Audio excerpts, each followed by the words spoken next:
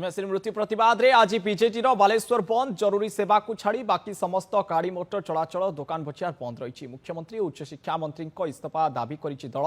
एने अधिक सूचना देउचंती आम नीलगिरी प्रतिनिधि सुकांत दास। बालेश्वर एफएम कॉलेज छात्री सौम्याश्री वर्तमान सारा जिला नुह राज्य नुह सारा देश वर्तमान जलुछि।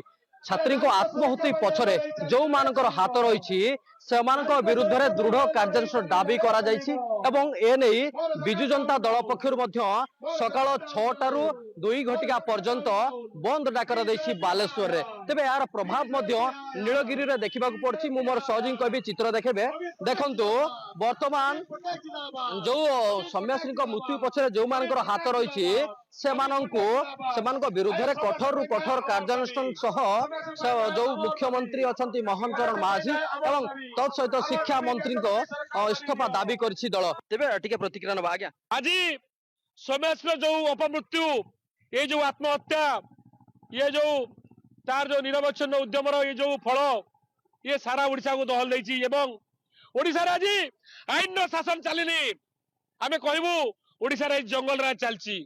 बंधुगण आज आपण देखंतु स्वतःस्फूर्त भाव में फकीरमोहन कॉलेज रे जने अनेक उच्च आशा रखिकी उच्च आकांक्षा रखिकी इंटीग्रेटेड बीएड रो द्वितीय वर्ष छात्री केते परिश्रम करछि केते आशा आकांक्षा धरी सुदूर भोगराई आसी पाठ पढ़ी ता बापा माँ जो आशा तार जो स्वप्न जीवन रे बड़ होगा जो लक्ष्य था आज धूलिसात हो गला। आमर दाबी आज जो सी जो आत्महत्यार अंतराल रे जो माने ताकू इन्स्टिगेट करचंती जो माने एबेटिंग करचंती समस्त पदा को आसीबा दरकार। जो इंटरनल कंप्लेंट कमिटी अछि कॉलेज रो समस्त को बुक करबा दरकार। केवल प्रिंसिपल आ एचओडी को बुक करे चलिबो नाही। जेउ मानकर हाथ रे न्याय अछि जो इंटरनल जो तांकर डिसिप्लिन कमिटी कहउचंती बा कंप्लेंट कमिटी से कमिटी रो समस्त सदस्य को तदंतर परिसर मुक्त करबा हमर दाबी। एवं जो माने आज कुम्भीर कांडा काढुचंती ट्वीट माध्यम रे सेतो कुआड थिले जो माने आग धाडी अछंती ओडिशा शासन रो ताणकर्ता बोली बुलाउछंती से माने से झियोटीर ट्वीट देखि तांको हृदय रो कोन टिके दरद देखा देला नाही से माने कोन टिके न्याय देबा पई आगे आसी नाही।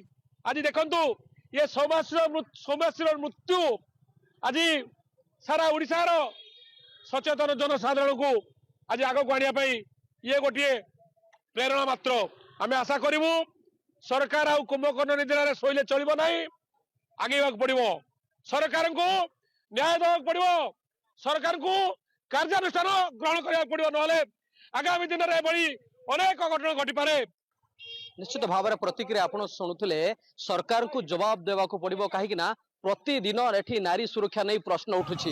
तबे निश्चित भाव में अन्य माने अछंती तांकर प्रतिक्रिया नबा आज्ञा।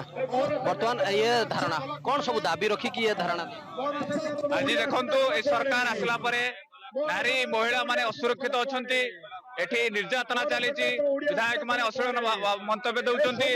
आज एफएम कॉलेज रे जो एबीपी रो जने छात्री थिले कराटे सिखौथिले निजको जने उच्च कोटीर महिला थिले एवं छात्री थिले से भगराई रो आसी एठी पढुथिले। ए सरकार से समस्त को पाखरे अभियोग कला परे मध्य ताको न्याय मिल पाला नहीं। एटिकार जनसाधारण छात्र छात्री महिला माने आगे आसबे राजो रास्ता बंद करिवे सरकार को अपारग सरकार को एटी विदा करिवे।